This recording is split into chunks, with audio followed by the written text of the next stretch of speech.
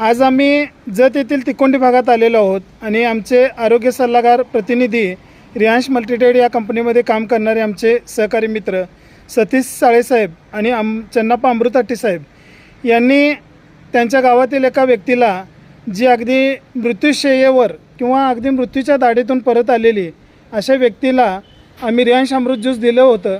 जाणून घेऊया त्यांना कशा पद्धतीत बदल झालेला आहे. साहेब नमस्कार. नमस्कार सर. आपलं नाव कसं? गोरबसू गंगप्पा पाटोळी. बरं, आपण हे रियांश अमृत ज्यूस केव्हापासून वापरता? आम्ही 10-15 दिवस झालं सर. बरं, आपल्याला यापूर्वी काय काय त्रास होते? पोट फुगलं होतं साहेब, पाय पोर सुजलं होतं हां.